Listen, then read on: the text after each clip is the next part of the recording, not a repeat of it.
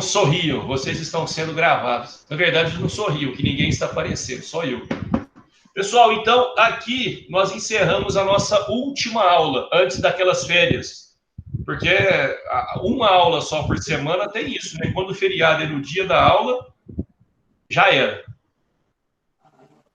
Pessoal, vamos falar dos partidos políticos propriamente ditos.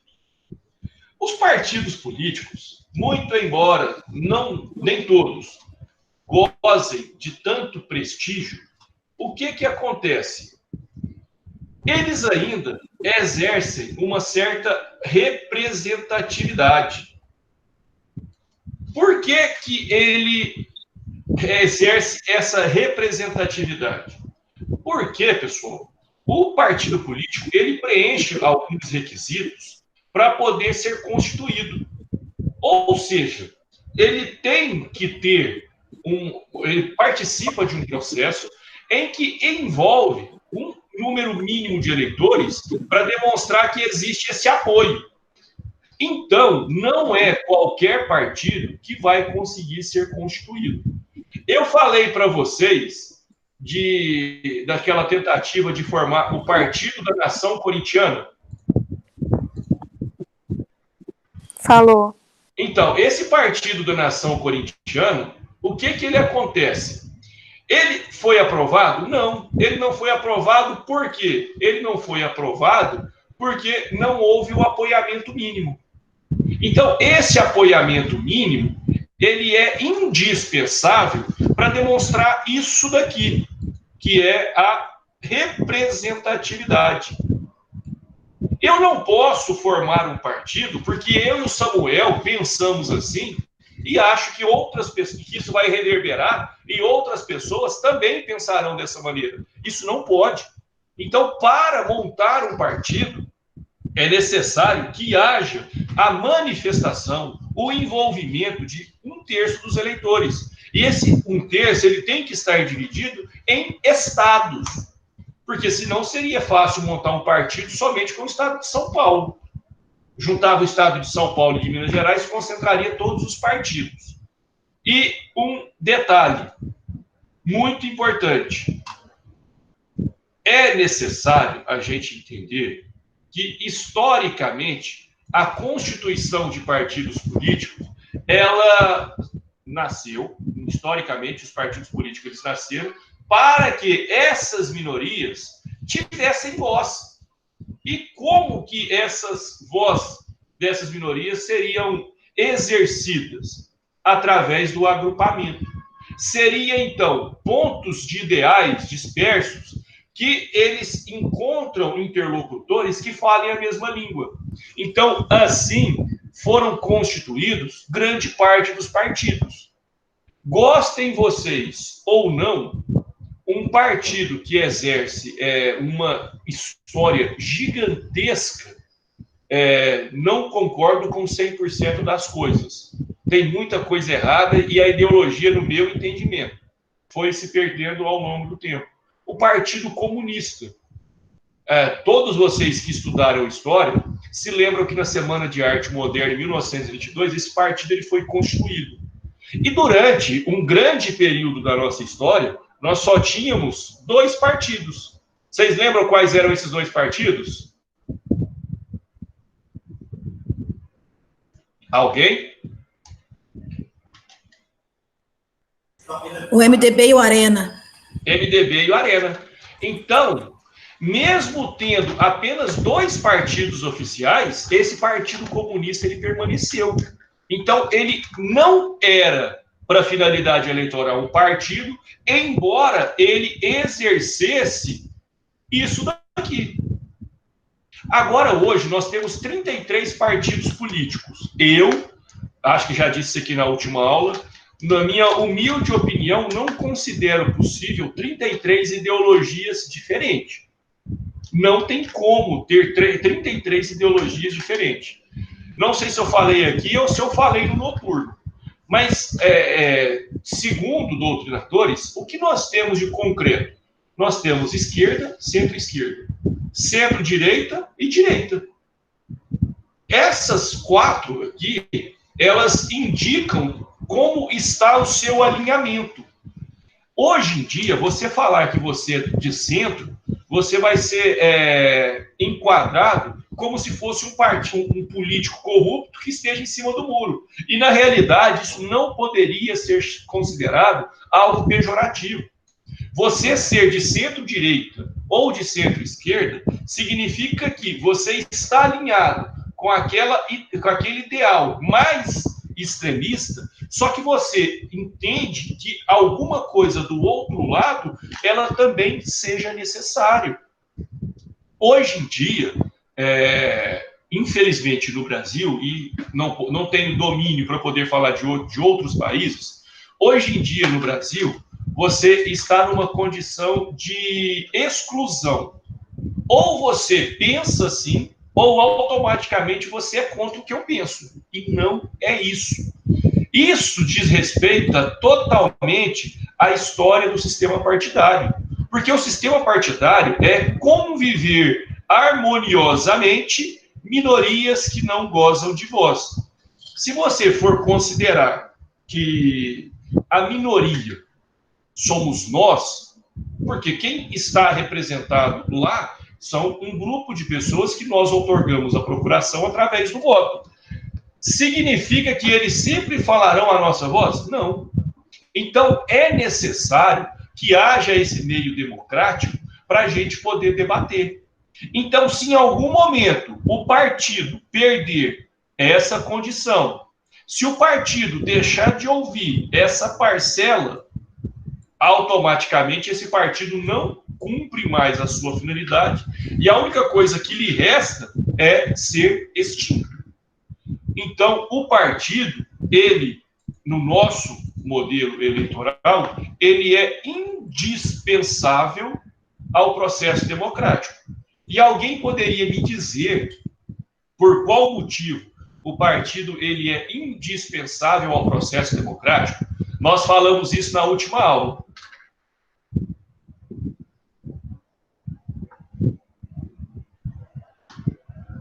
Quando eu olho para cá, é porque a minha tela com vocês está do lado de cá.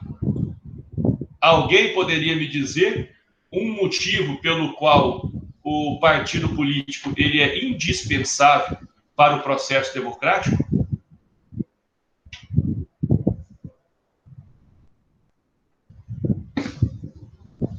Por isso daqui, gente.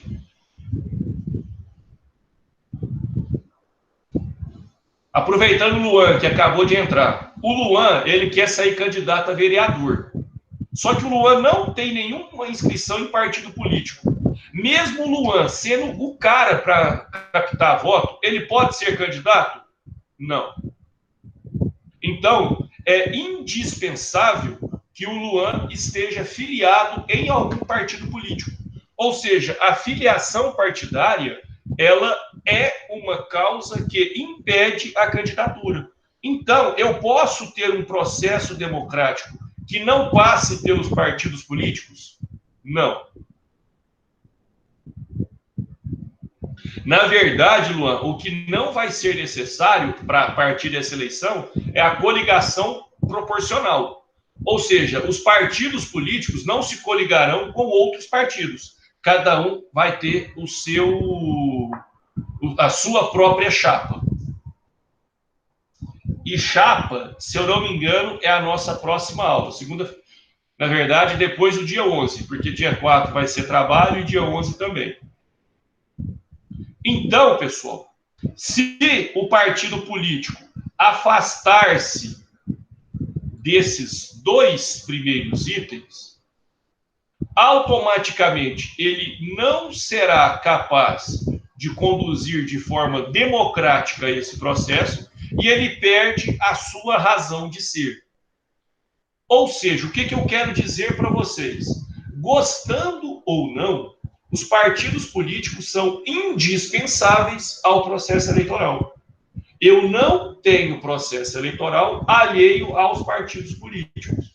Eu necessito deles para que ele aconteça. Aí agora, eu gostaria de abrir espaço para que vocês, pelo menos umas 3 opiniões, que vocês me dissessem o que vocês acham? Olha, isso é para a gente medir como que está a confiança de vocês em determinados partidos políticos.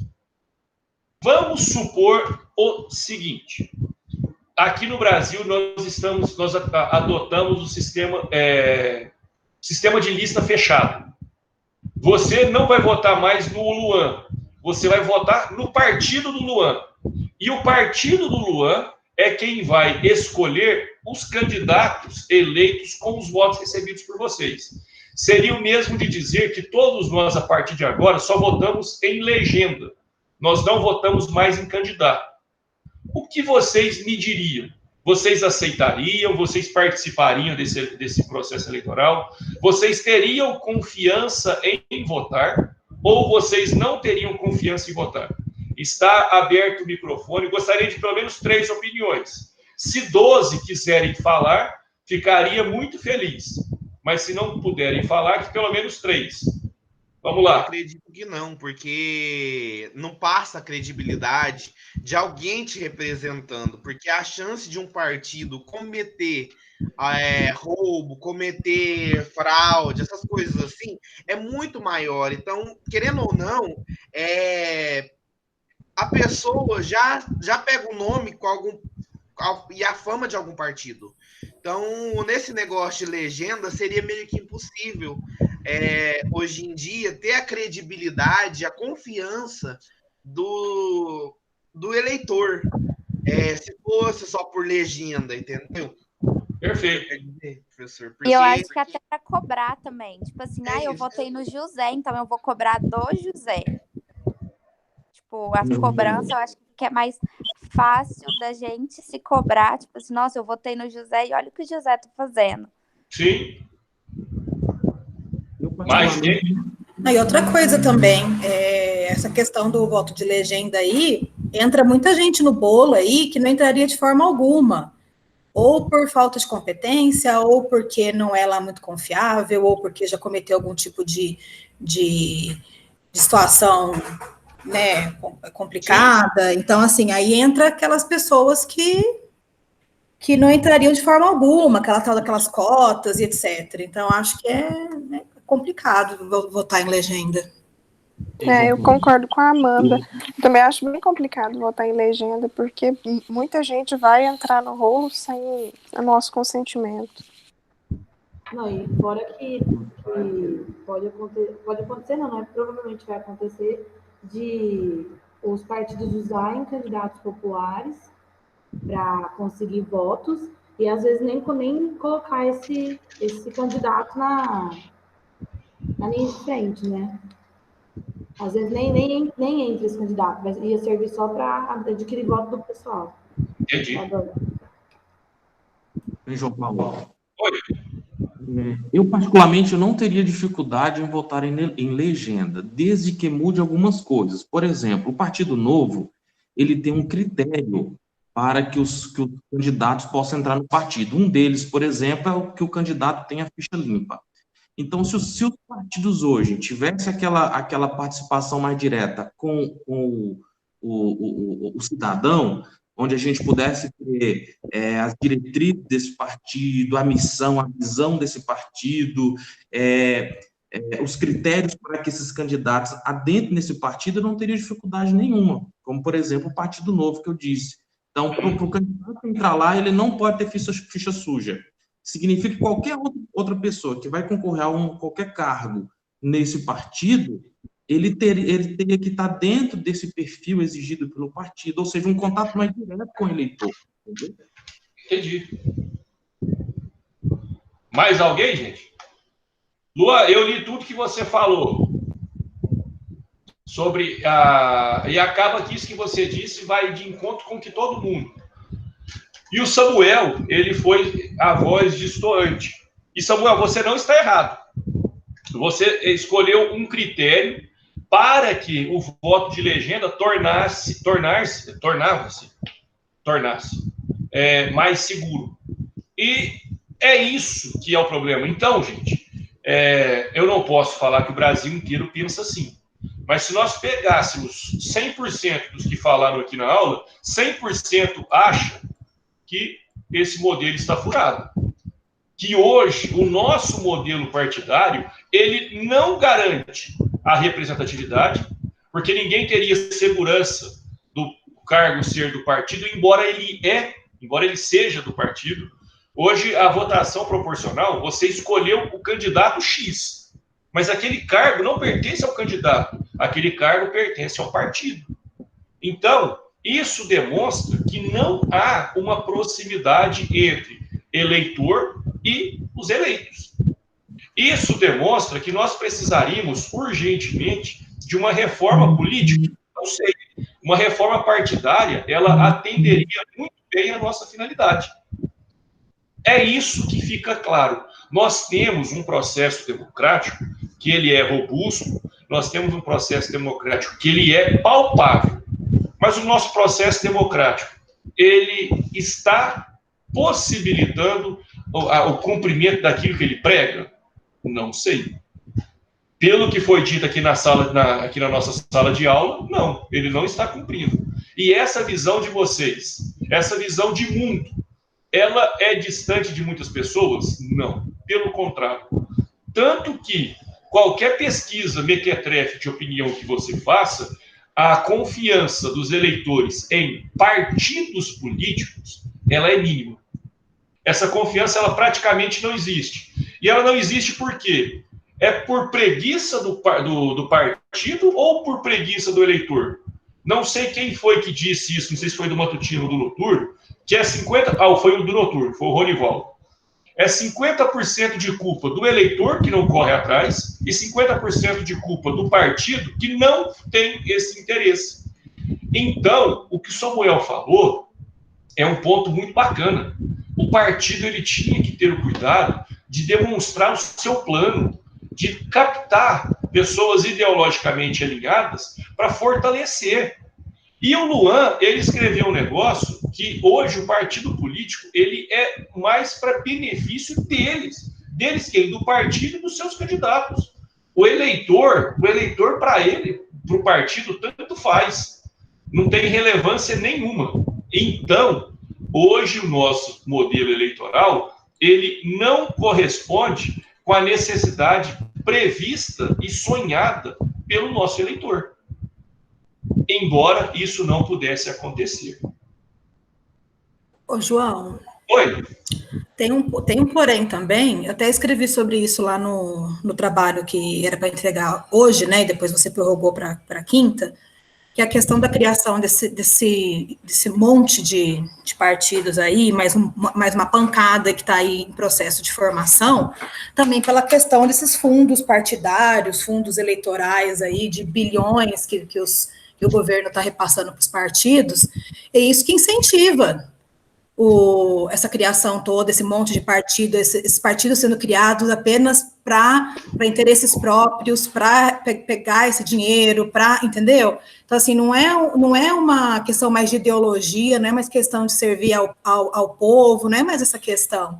Então, assim, é muito partido por interesse financeiro mesmo, não só o poder de poder se reeleger, de ter um certo poder aí numa camada, num grupo e tal, mas a questão financeira também. Então, eu acho que tem muita coisa que, não sei se seria uma reforma política ou uma reforma partidária, não sei qual que seria mais adequado, mas tem muita coisa aí que incentiva, a própria lei, tudo que está sendo aprovado, incentiva esses partidos a se multiplicarem cada vez mais. A vantagem é que, por exemplo, essa cláusula de barreira, que em 2030, ela estará plenamente, acho que é 2030 mesmo, salvo engano, 2030, ela estará plenamente vigente, é que partidos que não tenham votação não têm acesso ao fundo partidário e não têm acesso ao tempo de TV. E qual que é a finalidade de restrições assim? É tentar diminuir o número de partidos. Ou seja, partido que não representa ninguém, que não consegue fazer cadeira, que não consegue receber uma votação minimamente expressiva, ele não tem razão de ser. Então, vamos acabar com ele no ninho. Essa cláusula de barreira, eu acho uma intervenção muito bacana. Ô, João Paulo, em concordância com o que você e o que a Amanda disseram, quando a gente olha um pouquinho para trás, a gente pega grandes nações como a França, a Inglaterra, os Estados Unidos, durante muito tempo, eles tiveram só 2 partidos, justamente porque as pessoas tinham o ideal certo e se sentiam representadas por aquele partido que prezava aquele ideal. Então a gente vê que é desnecessário esse tanto de partido político. Não, total. Isso é totalmente desnecessário. Eu acho que o número bacana de partidos seriam 4. Partido liberal, Partido Centro-Liberal, Partido Centro-Social e Partido Social. Eu preciso falar Partido Liberal Democrático? Não, porque se você não for democrático, você não está no sistema correto. Então, fora desses 4 partidos, isso aqui eu estaria dizendo o quê? Partido de extrema-direita, partido de centro-direita, partido de centro-esquerda e partido de extrema-esquerda. Então, são 4 ideologias. Qualquer coisa fica orbitando nelas. Eu concordo. Para mim também deveriam ser esses 4. Porque não faz sentido. E outro. Os partidos são pessoas jurídicas de direito privado. O que eu vou falar aqui sou estranho, e talvez algum professor de direito constitucional ou de direito administrativo pediriam até minha demissão para factos. Mas eu acho que já começa errado quando o partido ele é de direito privado. Eu acho que o partido político ele não tem que estar umbilicalmente ligado ao poder, só que ele não pode ser uma organização autônoma do Estado. Então, professor, mas isso que você está dizendo aconteceu na ditadura, que só tinha 2 partidos, que era o MDB e o Arena, nenhum outro partido era reconhecido. Mas o que eu estou dizendo é que existem 4 partidos. Desses 4 partidos, você vai filiar, vai fazer parte de algum deles, a administração desses 4 partidos, elas seriam particulares. Mas eu não teria uma possibilidade de criar um outro partido. Professor, então o que você propõe é uma reforma na Constituição Eleitoral? Se for o caso, sim. Porque eu entendo que essa proliferação de partidos políticos, ela é indispensável e ela é fundamental com base na Constituição Federal, só que ela não se mostrou para a finalidade que ela estava prevista. Eu vou aguardar essa cláusula de barreira. Mas a gente sabe, quem são os partidos? Nós teremos no mínimo uns 15 partidos com candidatos eleitos. E isso ainda extrapola o mínimo ou o máximo necessário para poder fazer um governo. Pensem só, eu já ouvi pessoas defendendo o parlamentarismo no Brasil. Eu acho que seria um regime fadado ao fracasso. Por quê? Vou tentar escrever aqui, né, nessas canetinhas aqui. Nós temos 33 partidos políticos. Ou seja, 33 ideologias, 33 pensamentos políticos distintos, 33 tipos de vaidade diferentes, 33 presidentes de partido. Vamos pensar que o parlamentarismo seja o aplicável no Brasil. Parlamentarismo exige governabilidade. Governabilidade exige coalizão. Como fazer um bloco coeso com 33 partidos? Sem que seja necessário a distribuição econômica para poder garantir isso, somente por ideologia. Alguém acredita que seria possível? Eu não. Então seria ingovernável um país do regime de parlamentarismo com 33 partidos políticos. Não é possível, você não forma uma coalizão. Professor, isso que você está dizendo, será que é possível provar ela com fatos? Sim. Até essa eleição de 2018, vigorava a coligação proporcional. Todo mundo sabe o que é a coligação. Era um bloco de partidos reunidos no anseio de facilitar a captação de votos. Alguém lembra a coligação que o seu candidato pertencia no momento da eleição? Ninguém. Alguém lembra se alguma coligação ela vai permanecer junta durante todo o mandato? Não. Então, isso demonstra que a coalizão no Brasil é uma coalizão de interesse. E coalizão de interesse, ela não possibilita um regime justo e livre. Então, no Brasil, gente, e aqui eu fico aberto para o debate, não é possível a adoção do sistema parlamentarista. Por quê? Porque é impossível formar um bloco coeso com 33 partidos. Alguém gostaria de falar sobre isso?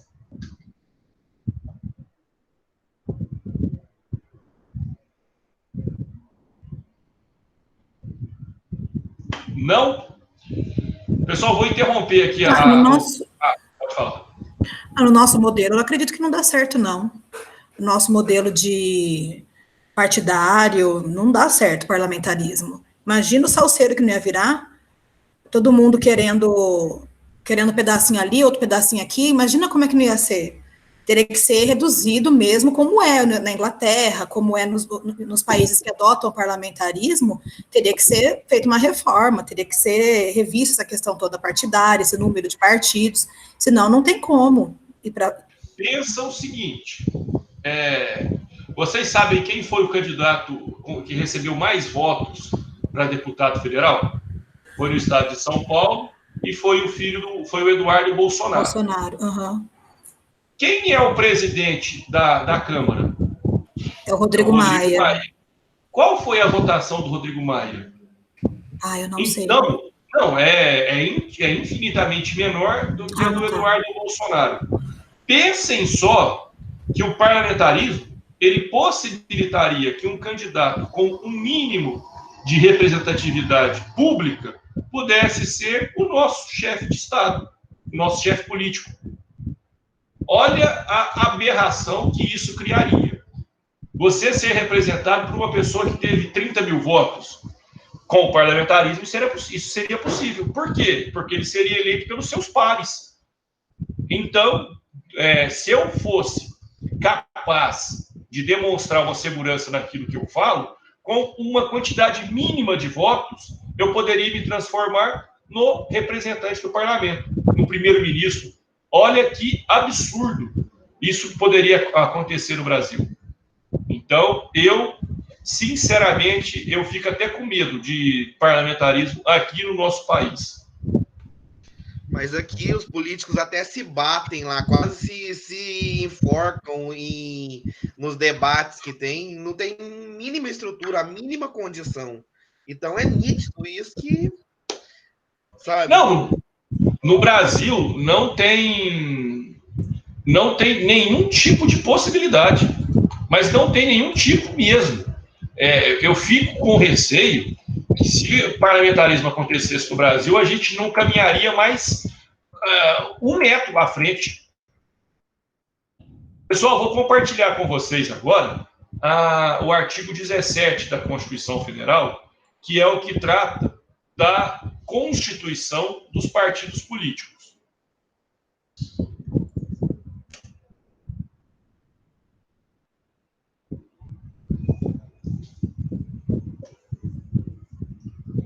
Vocês estão vendo aqui a tela da Constituição, né?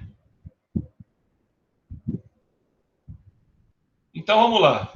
É livre a criação, fusão, incorporação e extinção de partidos políticos, resguardados a soberania nacional, o regime democrático, o pluripartidarismo, os direitos fundamentais da pessoa humana e observados os seguintes preceitos: caráter nacional, proibição de recursos financeiros de entidades ou governos estrangeiros ou de subordinação a estes, prestação de contas à Justiça Eleitoral, funcionamento parlamentar de acordo com a lei.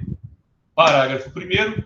É assegurado aos partidos políticos autonomia para definir sua estrutura interna e estabelecer regras sobre escolha, formação e duração de seus órgãos permanentes e provisórios, e sobre sua organização e funcionamento para adotar os critérios de escolha e o regime de suas coligações nas eleições majoritárias, Vedada a celebração das eleições proporcional, sem obrigatoriedade de vinculação entre candidaturas no âmbito nacional, estadual, distrital ou municipal, devendo seus estatutos estabelecer normas de disciplinas e fidelidade partidária. Parágrafo 2º. Os partidos políticos, após adquirirem personalidade jurídica na forma da lei civil, registrarão seus estatutos no Tribunal Superior Eleitoral. Somente terão direito a recursos do fundo partidário e acesso gratuito ao rádio e à televisão, na forma da lei, os partidos políticos que, alternativamente, obtiverem as eleições para a Câmara dos Deputados, no mínimo 3% dos votos válidos, distribuídos em pelo menos 1/3 das unidades da federação, com um mínimo de 2% dos votos válidos em cada uma delas, ou tiverem elegidos pelo menos 15 deputados federais, distribuídos em pelo menos 1/3 das unidades da federação. É vedada a utilização pelos partidos políticos de organização paramilitar e, ao eleito por partido que não preencher os requisitos previstos no parágrafo 3º deste artigo, é assegurado o mandato e facultada a filiação, sem perda do mandato, a outro partido que os tenha atingido, não sendo essa filiação considerada para fins de distribuição dos recursos do fundo partidário e do acesso gratuito ao tempo de rádio e de televisão. Vamos voltar aqui para o slide.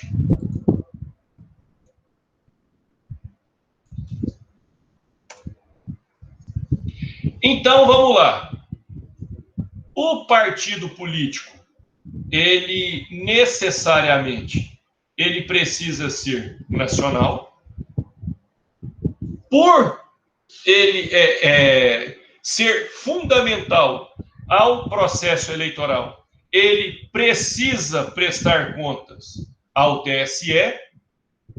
Além de tudo, ele pode demonstrar e organizar-se da forma como estiver previsto no seu estatuto, que somente será registrado depois de cumprida a formalidade de constituição.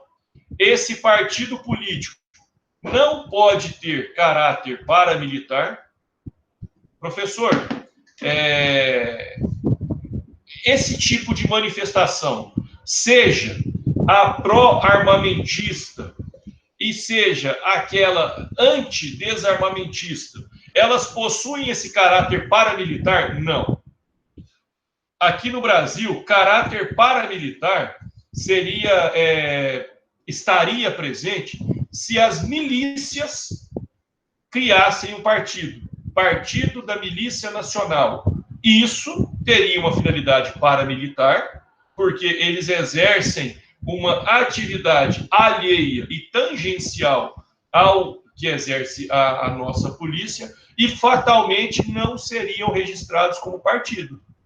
Assim como qualquer tipo de grupo armado que exerça uma função como o tráfico. Eu poderia ter o Partido Nacional do Tráfico Brasileiro? Não, não teria. Por essa mesma vedação. É vedado o caráter paramilitar dos partidos políticos. Aqui é que está.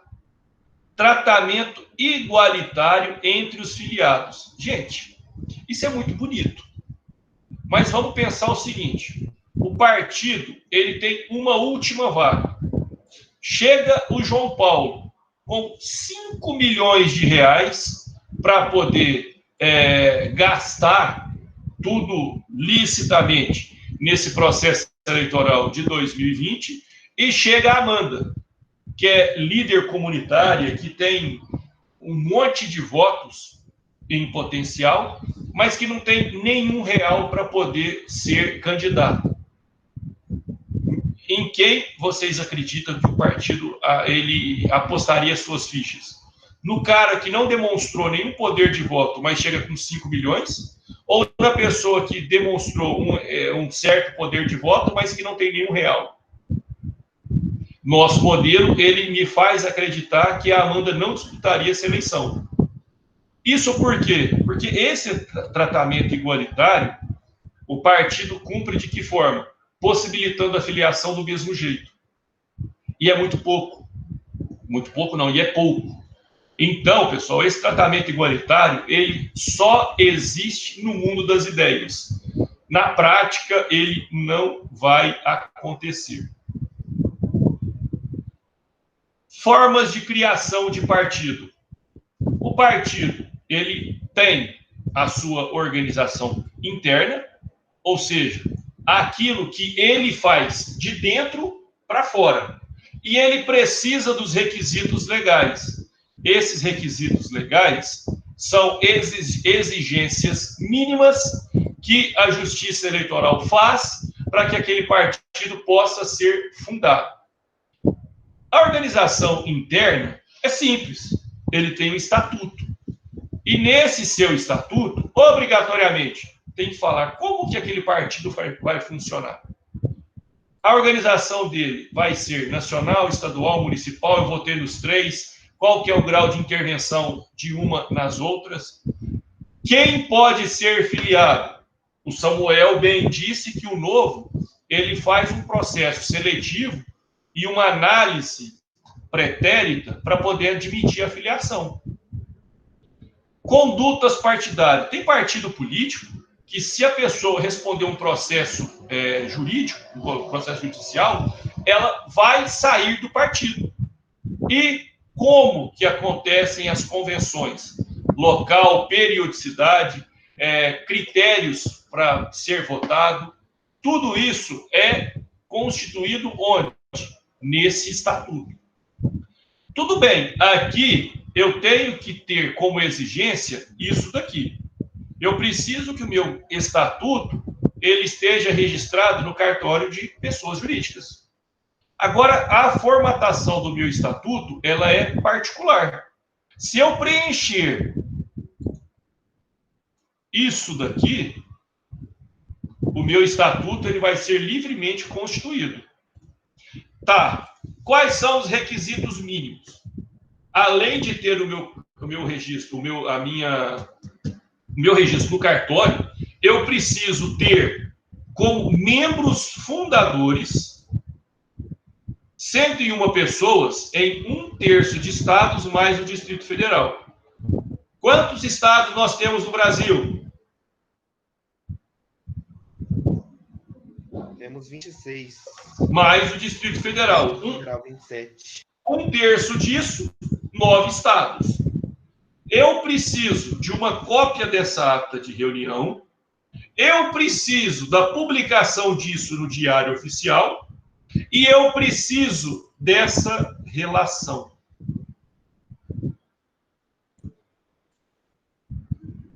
Isso eu preciso para criar. E para funcionar? Para funcionar, não. Para funcionar, eu vou exigir isso daqui. Primeiro, esses membros fundadores, automaticamente, eles estarão filiados a esse partido que eles estão fundando. O apoiamento mínimo, não.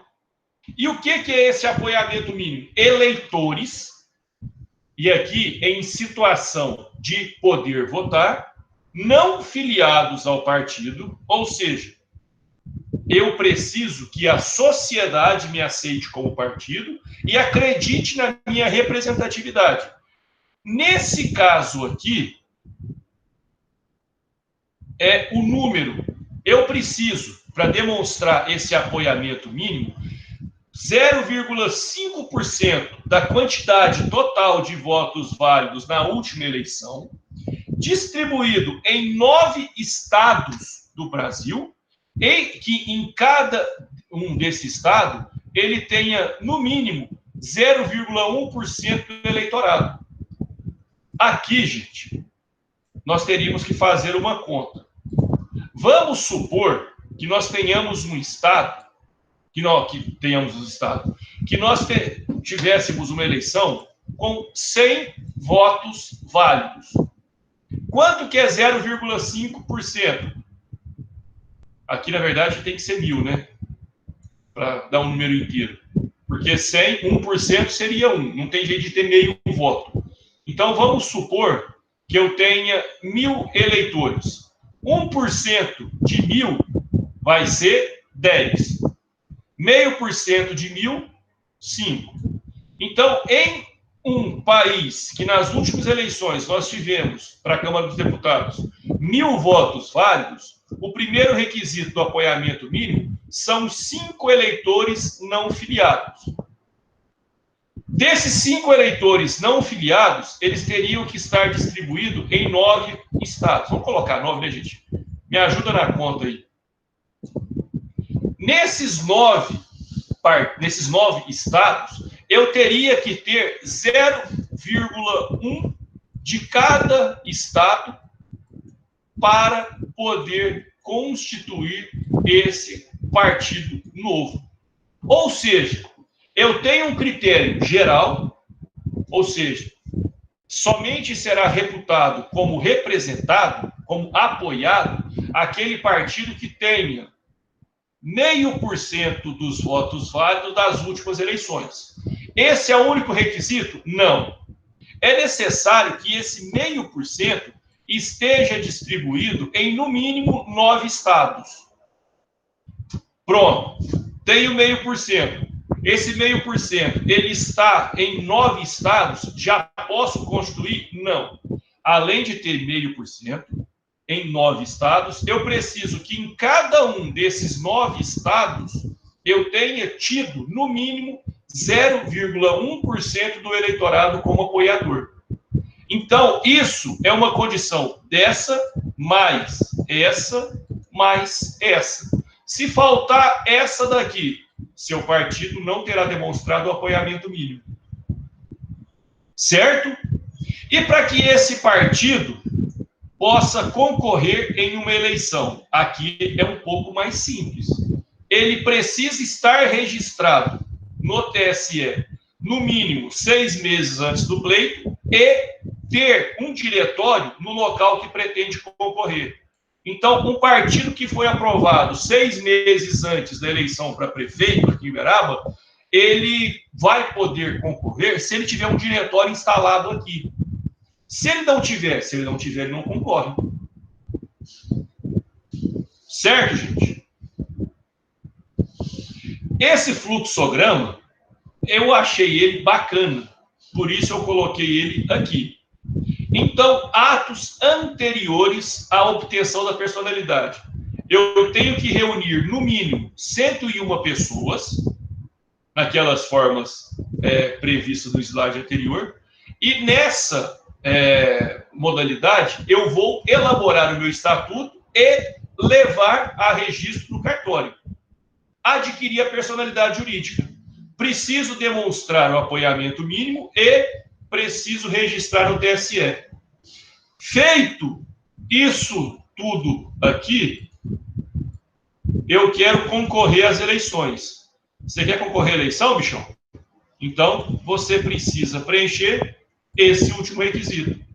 Registrar 6 meses, ter o registro deferido 6 meses antes do pleito e ter um diretório na sua cidade. Essa observação quanto à cláusula de barreira, vocês vão entender ela no próximo slide, que aqui fala da fusão, da incorporação ou da extinção do partido. Pessoal, até aqui, alguma pergunta? Não? Vamos embora. Uai, gente, era para ter apagado esse negócio aqui. Já que não apagou, deixa eu apagar. Na verdade, não, agora deu certo. Pessoal, fusão, incorporação e extinção de partidos. Aqui, o primeiro, vamos falar da fusão. Porque a fusão, ela é pegar um partido que existe, juntar com outro partido que existe, e esses dois tornarem-se um só. Então, eu pego 2 pessoas jurídicas distintas e formo apenas uma. Aqui, essa limitação temporal é para evitar uma coisa que o Luan escreveu, de ter partidos de conveniência e, sem qualquer tipo de representação, esse partido fundir-se com outro. Aí, o que a gente vai ter que fazer? O que a gente espera? Isso demonstra um alinhamento entre os partidos, mas isso é um requisito subjetivo. Aí já vem o critério objetivo. Ele tem que ser aprovado pela maioria absoluta dos filiados, e isso aqui enseja em uma nova obrigação, que é um diretório nacional. E esse diretório nacional, ele fará um novo registro. Só que aqui ele já demonstrou apoiamento mínimo. Então, esse vai pular a parte e vai simplesmente ser registrado no TSE. E a incorporação? A incorporação não. A incorporação é, eu tenho um partidão e eu tenho um partidinho. Esse partidão vem e aglutina um partidinho. Aqui, um vai deixar de existir. Só que esse partido que vai deixar de existir, ele precisa deliberar dentro do seu corpo existente. Isso precisa ser aprovado por maioria absoluta, porque aqui atrás eu tenho que ter um projeto comum de estatuto e de projeto. Aqui não. Aqui, esse partido que vai ser incorporado, ele vai deixar de ter o seu estatuto e ele vai ter que adequar-se ao estatuto do partido que está incorporando ele. Seria o seguinte, eu vou apagar a sua história e a partir de agora você é minha história. Então, você não existe mais. Aquele seu estatuto não existe mais. Certo? E a partir daí, eu não tenho nenhuma segurança de que os meus diretórios serão levados a efeito e se os seus representantes permanecerão representantes. Por quê? Porque após a adesão, nós faremos uma nova escolha, que essa escolha vai poder ter como diretor, como presidente, como representante, tanto membros do partido incorporador, quanto do partido incorporado. E aqui, um critério básico. Os efeitos dessa incorporação não refletem na cláusula de barreira ou no tempo de TV. Por que que isso não acontece? Esse partido, mesmo deixando de existir, ele vai carregar consigo o fundo partidário que ele tem direito e o tempo de TV. Então, seja na incorporação, isso eu gostaria que vocês anotassem, seja na incorporação ou seja na fusão, os partidos permanecerão com o tempo de TV e com a cota ao fundo partidário que tinham em conjunto quando eram separados. Professor, fala para a gente em tempo de TV. Vamos supor que o partido A tinha 5 e o partido B tinha também 5 minutos. Eu vou somar e esses dois partidos terão 10. Vamos supor que o partido A tinha direito 1 e o partido B tinha direito 2, a cota. Com a juntada desses dois partidos, eles passarão a ter direito a uma cota 3. Ou seja, mesmo após a fusão e a incorporação, eles carregam aquilo que eles obtiveram anteriormente. Certo, pessoal? E, por fim, a extinção. A extinção do partido político representa a sua morte. Representando a sua morte, é necessário que deixe de existir. Deixando de existir, ele vai deixar de ter acesso ao fundo eleitoral, ele vai deixar de ter acesso ao tempo de TV, porque não faz mais jus, e mais, ele pode ser extinto por conta de um processo. Como que seria esse processo? Ele deixou de prestar contas. O TSE instaura um processo. Ele cometeu algum tipo de transgressão que fere o tratamento igualitário. O eleitor vai iniciar esse processo. Então, esse processo ele pode ser iniciado pelo eleitor, ele pode ser iniciado por um representante do partido e ele pode ser iniciado pela Justiça Eleitoral. qualquer um desses três serão legítimos para iniciar. E aqui, gente, são outras condições que, se identificadas, de plano já impõem a extinção. Vamos supor que nós tenhamos aqui algum partido político que receba verba de algum país, seja até Portugal, qualquer partido, qualquer país que for. Esse partido extinto de plano. Vamos supor que... Não, desculpa. O exemplo que eu dei foi esse daqui. Vamos supor que o partido A ele seja amplamente financiado por uma instituição estrangeira. Isso é vedado. Sendo vedado e sendo demonstrado, de plano, esse partido vai deixar de existir. A prestação de contas, que eu já havia dito, e qualquer partido que mantenha uma organização paramilitar. Então, essas causas de extinção, elas ensejam ao quê? Elas ensejam ao encerramento das atividades partidárias. E esse encerramento das atividades partidárias, ele somente poderá ser retomado se esse partido fizer um novo processo de constituição. Pessoal, como vocês viram aqui, era o último slide e foi isso que eu havia planejado para a aula de hoje. Vocês têm algum tipo de pergunta do que foi dito? Existe alguma ponderação do que nós tratamos ou ficou tudo suficientemente claro?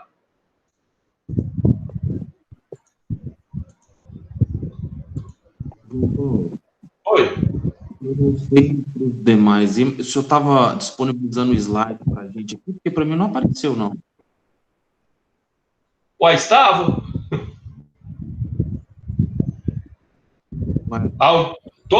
Todo mundo não viu, gente? Eu vi, então para mim estava passando normalmente. Não, então beleza.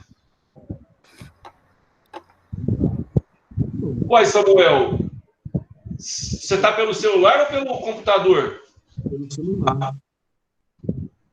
Só se for alguma coisa assim. Mas eu já estou disponibilizando agora. Assim que acabar a aula, ele já gera para mim o link, eu já faço o download e já disponibilizo no YouTube e no grupo da sala.